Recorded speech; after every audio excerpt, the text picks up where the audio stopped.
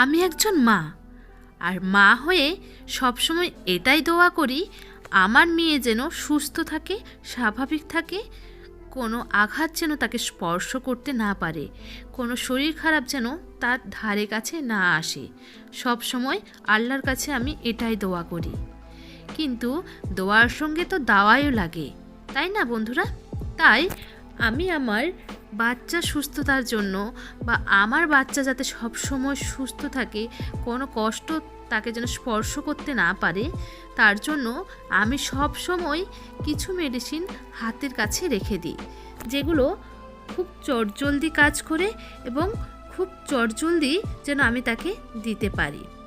যদি শরীর খারাপ হয় বা পেটে ব্যথা হয় রাত্রের বেলায়, তাহলে আমি যেন আমার হাতের কাছে থাকা এইসব মেডিসিন দিয়ে তাকে সুস্থ করে তুলতে পারি। তার জন্য আমি প্রথমেই যেটা রাখি সেটা হলো হজমের ওষুধ। কখনো যদি আমার মেয়ের বমি হয় বা বুঝতে পারি হজমের গণ্ডগোল হচ্ছে বা গ্যাস হয়ে যাচ্ছে, খাবার ঠিকমতো হজম করতে পারছে না, তখন আমি এই মেডিসিনটা তাকে দিই, নিওজাইম প্লাস। এই ওষুধটা একটা খুবই দরকারি। তারপরে আমি যেটা হাতের কাছে রাখি সেটা হলো পায়খানার ওষুধ O2। যখন আমার মেয়ের কখনো অ্যাবনর্মাল পায়খানা হয়, হয়তো দিনের মাথায় 5 বার 6 বার পায়খানা হয়ে গেলো, পাতলা পায়খানা, তখন আমি এই মেডিসিনটা তাকে দিই এবং খুব তাড়াতাড়ি এটা কাজ করে। এবার আছে দেখো প্যারাসিটামল, ফোকাস নিচ্ছে না। প্যারাসিটামল P250, এটা একটা প্যারাসিটামল। যখন আমার মেয়ের জ্বর আসে তখন আমি এই মেডিসিনটা তাকে দিয়ে দিই এবং সে খুব তাড়াতাড়ি জ্বর থেকে সেরে ওঠে। তারপরেও যদি জ্বর না কমে 2-3 দিন পরে বা 2 দিন পরে, তখন কিন্তু আমি ডাক্তারের কাছে নিয়ে যাই। সঙ্গে সঙ্গে কিন্তু আমি ডাক্তারের কাছে নিয়ে যাই না। এবার দেখো ওষুধ আছে অনডেম, এটা বমির ওষুধ।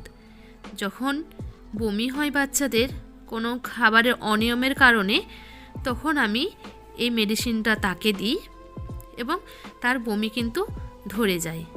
বা গাড়িতে যাওয়ার আগেও যদি এই ওষুধটা খাইয়ে দেওয়া হয়, তাহলে গাড়িতে যাওয়ার সময় কিন্তু বাচ্চাদের আর বমি হবে না। এবার আছে একটা ঠান্ডার ওষুধ, মেক্সট্রা বলে এটাকে।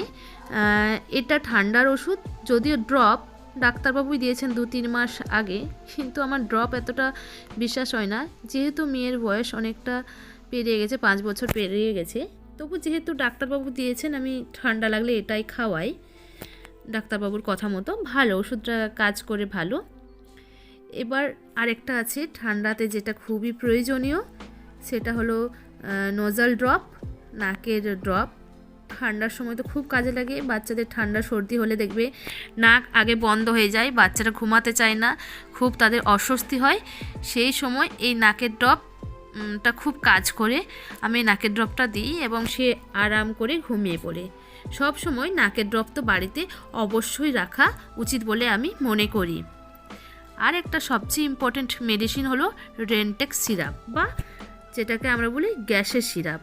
প্রত্যেকটা বাচ্চার খাবারের অনিয়মের জন্য গ্যাস তো হয়েই যায়, তখন বাচ্চাদের হয়তো পেট ফেঁপে যায় বা পেটে ব্যথা করে বা হয়তো কখনো বমি হলো, তখন কিন্তু রেনটেক্স সিরাপটা বা যে কোনো গ্যাসের সিরাপ তোমাদের যেটা পছন্দ সেটা 3 বার কিন্তু খাওয়াতে হবে।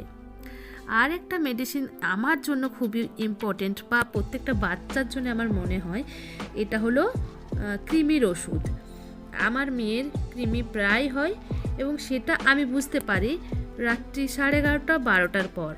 তখন তো আমি আর দোকানে গিয়ে বা ডাক্তারবাবুর কাছে গিয়ে আনতে পারবো না।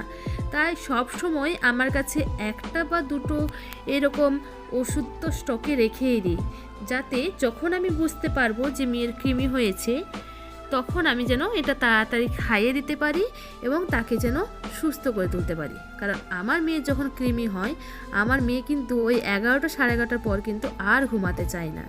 তো এটা যদি খাইয়ে দিই, আমার মেয়ে কিন্তু নিশ্চিন্তে ঘুমিয়ে পড়ে। এবার আছে দেখো একটা পেটে ব্যথার সিরাপ।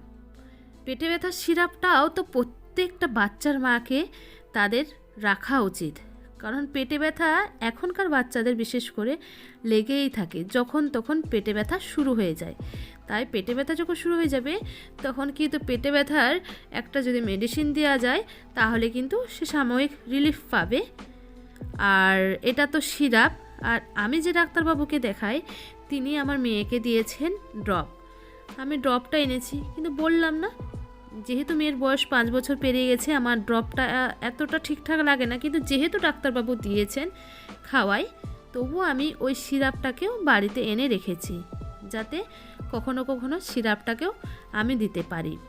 তাই প্রত্যেকটা মা তার মেডিসিন বক্সে বলো বা শোকেসে বলো বাচ্চার জন্য পেটে ব্যথার ওষুধটাকে অবশ্যই রাখে বলে আমার মনে হয়। এমন কোনো মা নেই যার বাড়িতে পেটে ব্যথার ওষুধটা বা গ্যাসের ওষুধ বা নাকের ড্রপটা রাখে না। আমি যেসব ওষুধগুলো দেখালাম এই প্রত্যেকটা ওষুধই প্রত্যেকটা মায়ের রাখা দরকার। আমি বলছি না যে এই কোম্পানিরই রাখতে হবে বা এই নামেরই কিছু ওষুধ তোমাদের রাখতে হবে, সেটা নয়। তোমাদের যেটা পছন্দ, যে কোম্পানি পছন্দ, তোমাদের ডাক্তারবাবু যে ওষুধ প্রেসক্রাইব করবেন সেই মেডিসিনই কিন্তু এইখানে তোমাদের বাড়িতে অবশ্যই সবসময়ের জন্য রাখা উচিত, যাতে ইমার্জেন্সি বেসিসে তুমি তোমার বাচ্চাকে ওষুধটা খাইয়ে সাময়িক রিলিফ দিতে পারো। তারপর তো ডাক্তারবাবু আছেন, ভালো না হলে তো অবশ্যই ডাক্তারবাবুর কাছে যেতে হবে, ডাক্তারবাবুর কথা মতো ওষুধ খাওয়াতে হবে।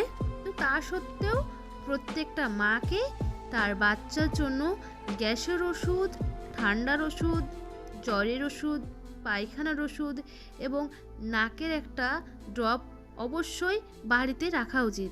আর হ্যাঁ, অবশ্যই কৃমির ওষুধটাও কিন্তু বাড়িতে রাখা উচিত। তাহলে কি হবে, ডাক্তারবাবুর কাছে যাওয়ার আগে পর্যন্ত তুমি তোমার বাচ্চাকে কষ্ট থেকে দূরে রাখতে পারবে এবং আরাম দিতে পারবে।